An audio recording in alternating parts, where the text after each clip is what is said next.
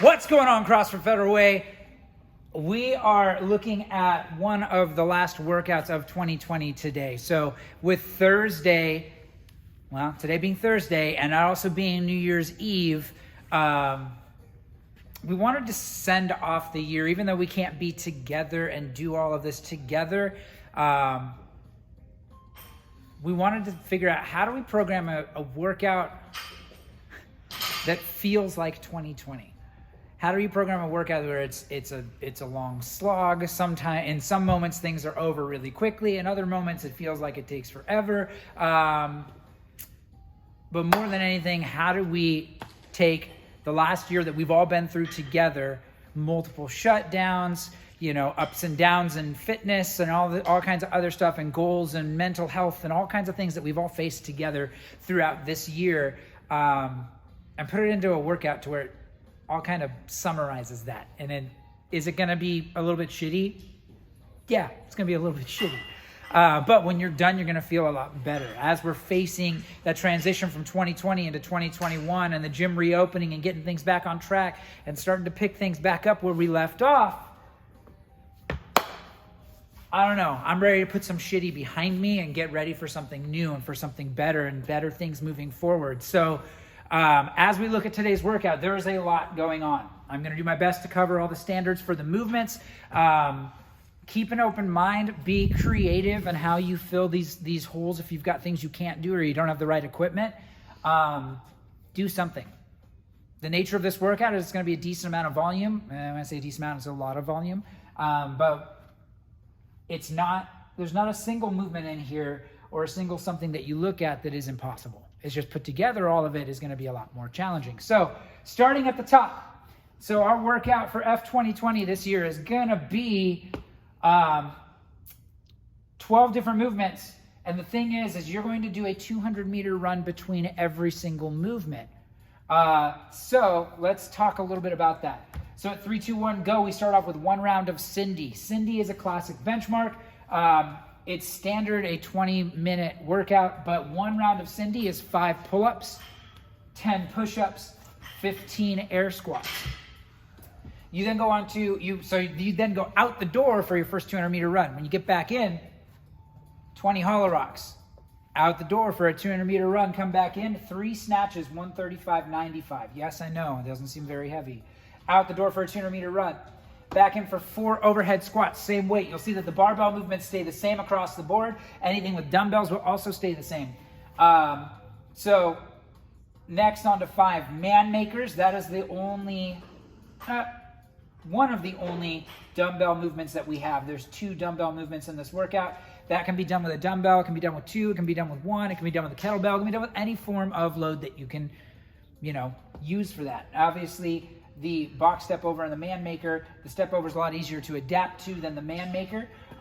So we come in again, 5 man makers, 200-meter run, 6 front rack lunges with that barbell, so front rack lunges.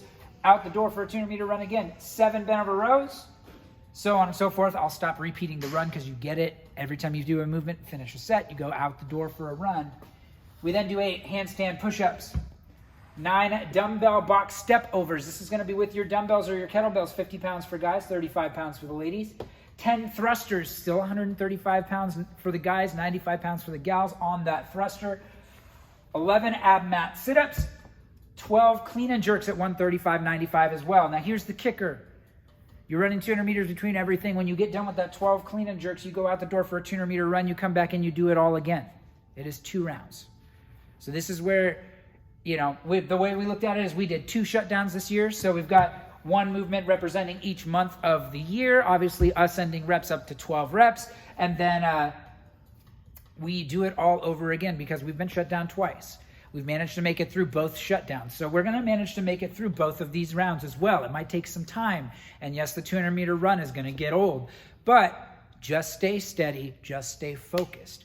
Keep your head down. Keep working. Keep fixated on whatever the end goal is, which is going to be being done with this workout. This year, we've gone through a lot of things where we've had to just put our head to the grindstone and focus on what's ahead, and rather than, focus on what's ahead and controlling the things we can control, because there's been a lot of stuff that we can't control this year. So that's kind of where we're coming from on this workout. I want to talk about all of our movement standards. In fact, I'm going to skip the pull-ups, push-ups, and air squats because I know that you guys know those standards at this point. But let's talk about everything else. So starting with our hollow rocks. The hollow rock is a movement performed on the ground. It is the intention here. You're good, Frankie. The intention here is you want to stay nice and tight in your midline. Your body should remain in the same position even though you're rocking back and forth. So on the ground, what I'm going to do is normally when I'm laying flat, you've got this space between your low back and the floor. What I want to do is I want to flex. So I'm going to squeeze my core, pick my shoulders up off the ground, and I'm filling that space with my low back. So that I can feel my low back pressing into the floor. That's creating that contracted position here. So shoulders are coming up off the ground, hands go overhead, feet come off the ground as well. So this is nice and tight. Now the trick is I'm going to start to rock back and forth, but I'm not going to break at my midline. So my body stays rigid while I get that motion. What I don't want to see is breaking at the midline, creating more momentum with your legs because you're flexing here at the hips. Instead, legs, core, everything should not move as I rock back and forth. The way that this rep is counted, one tip forward and backwards, whether you start with your hands and count your feet or start with your feet and count your hands. For instance, when I go into it, I'll tend to lay back. Start hands first. That'd be 1, 2, 3, 4, so on and so forth. I'm doing 20 of those before I go on to my next run. So if you want to modify this, I'll stay down for just a second, because that is a challenging position to hold, getting those hands over your head and your feet extended. Modifying this is pretty simple. I'm still not, the most important thing is I'm contracting here, filling that space between my low back and the floor, keeping my shoulders off the floor. If I can't hold my legs out and I can't have my hands over my head, I'm going to bend my knees, possibly bring my hands up as well. The most important thing is still shoulders off the ground, nice and tight in that midline, filling that space in my low back. From here, I can rock, again, without breaking at my midline, back and forth, and still count every full rock as 1 rep. Now you can find a middle ground in there as well. You can either have your hands over your head and your knees bent, or you can have your legs straight and your arms up overhead, something to remove some of that weight on the exterior part of your body to reduce the overall strain on that midline, but it doesn't necessarily make it any easier. So that's our hollow rock. From there, we are going to 3 snatches. Again, the snatch is going to be a wide grip on the barbell. And from here, I'm just going to think big jump and punch to get that bar all the way up overhead. Only 3 reps. It is a moderate weight, so highly encourage when you get to these smaller movements, do them unbroken. Do them all strung together. That way you can get out the door, and even if you keep your run pace moderate and just keep moving, then when you get back into that barbell or whatever implement you're going to, you're going to stay consistent and knock out those short sets as we get started on these rounds. So from there, I'm going to go into my overhead squat. So the overhead squat starts in the same finish position as the snatch.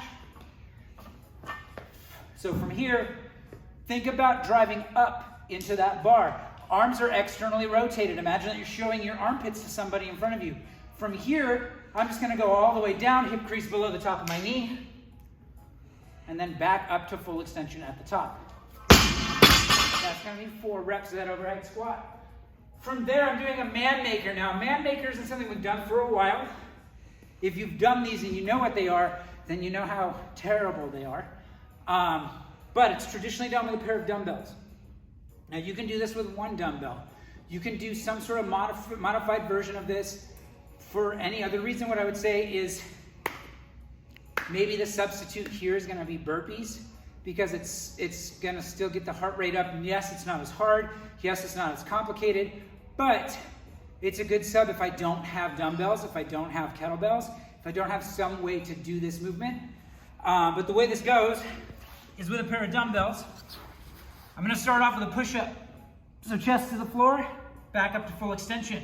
I'm going into 2 renegade rows, 1 right, 1 left, and from here I go into a squat clean thruster. So I'm going to jump my feet forward think about that squat clean, so big jump, squat clean, thruster, that's 1 rep. Right back down into my next rep. So push up, row, row, squat clean thruster. Cool. So man makers. From there we're doing a front rack lunge. So once I get back in from my run, I'm grabbing my bar again. I'm going to the front rack position. And I'm doing a front rack lunge. Now if the front rack's a hard place to hang out, feel free to cross your arms. Bar's not going anywhere. So I'm gonna step forward, trailing knee touches the ground, come all the way back up to standing tall at the top. Switch sides, same thing, other side.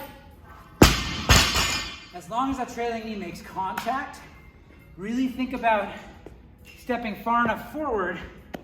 You've got that 90-degree bend at the knee and a good solid stacked position of the knee over the ankle. If I don't take a big enough step, you end up in this overextended position, puts a lot of pressure on the knees, and it means you're driving off your toes, which you're gonna get a lot more muscle recruitment if you're driving off your heel on that lunge on the way back up. Same thing goes to taking a step that's too far. Now you're gonna be really unstable and it's really hard to recruit all the musculature you wanna use to get back up to standing. The next movement is gonna be a bent over row. So with the same bar, I'm grabbing much like I would a deadlift, double overhand. And from here, I'm gonna pull my chest nice and tall, flatten out my back, pick that barbell up off the ground, and I'm pulling this bar up to my solar plexus, squeezing my shoulder blades together at the top, and back down. So this should be a strict range of motion, not generating momentum with my upper back. If you saw that, creating that pull and then closing the distance, try to have that pull come as much from your lats and everything else that would be working as possible, and keeping them strict, you'll get a lot more benefit from them. So from there, handstand push-ups. Biggest thing is going to be if you have a place to do them. If not, things like piked push-ups, where you're almost in the same position you would for like a stiff-legged bear crawl, and you're going to come down, touch your head on the ground towards your fingertips, and come all the way back up. That's going to be a great way to scale with no equipment for a handstand push-up, or if you don't have a place on your wall where you want to kick up. But if you're kicking up, let's swing the camera this way. What we're looking for a finished position is it should be the same position that I'm in for an overhead press. So if I'm overhead and everything's in line, that's what I'm looking for when I kick up on the wall. So kicking up into a handstand, the only thing that should be making contact at full extension is my heels against the wall. So here, I'm in a good solid overhead position. I'm not lazy in my midline. Midline's nice and tight. Everything's nice and straight. I'm gonna come down, head touches the floor, and then a big kick to get all the way up. Same thing, I'm finishing in that same position as I started, making sure that head is through my arms. I'm not looking down at the floor this way and creating a broken line. Just straight up and down, nice and solid on those handstand push-ups. So,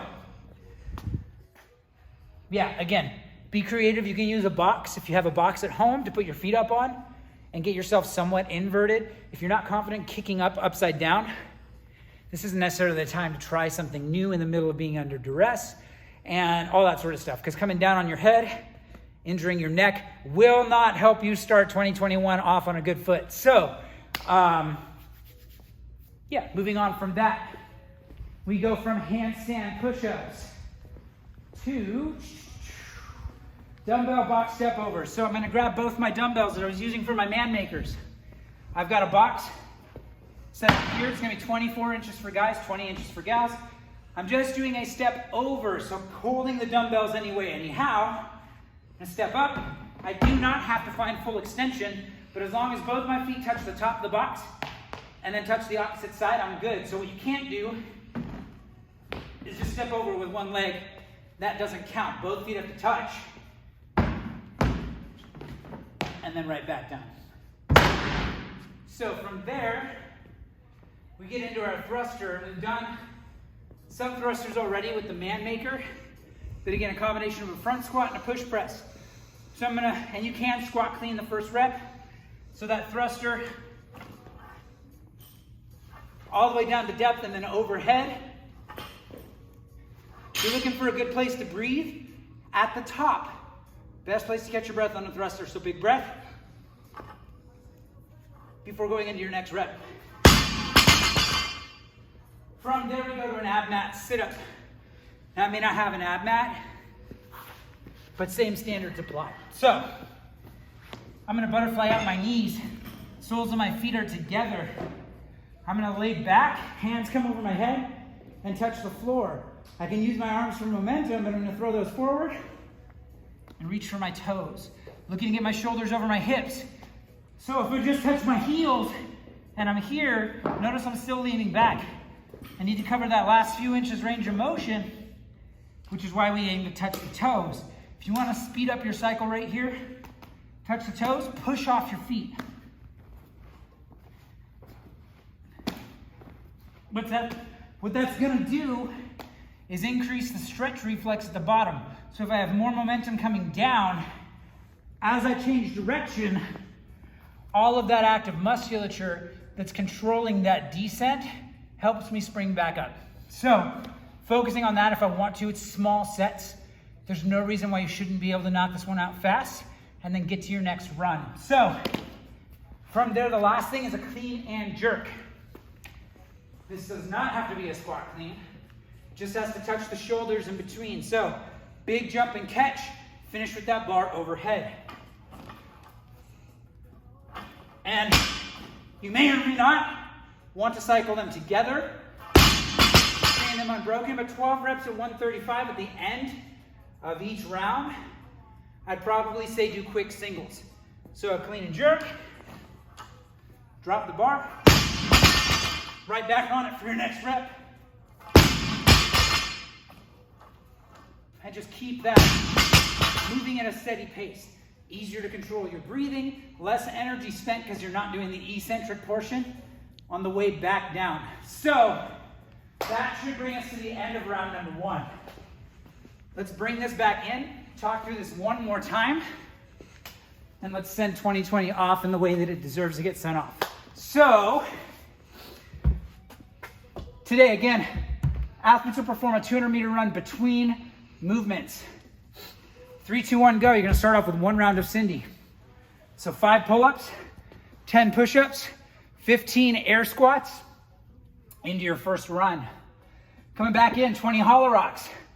Run again, 3 snatches, then 4 overhead squats, 5 man makers, 6 front rack lunges, 7 bent over rows, 8 handstand push-ups, 9 dumbbell box step overs, 10 thrusters, 11 AbMat sit-ups, and finally ending with 12 clean and jerks.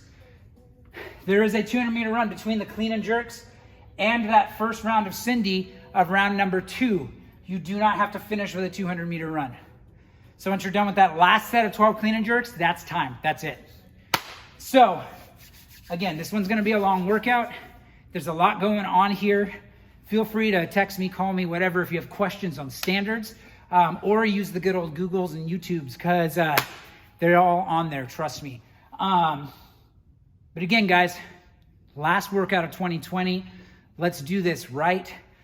Yes, it's going to be shitty. Yes, it's going to be long, but that's kind of how this year's been. So excited for putting 2020 behind us and moving on to 2021, and can't wait to do that with all of you. So with that, guys, Happy New Year. Thank God 2020 is over, at least almost. And cannot wait to see you guys back in the gym on the 4th, getting back to the things we love to do and doing that together. So with that, guys, let's get after it.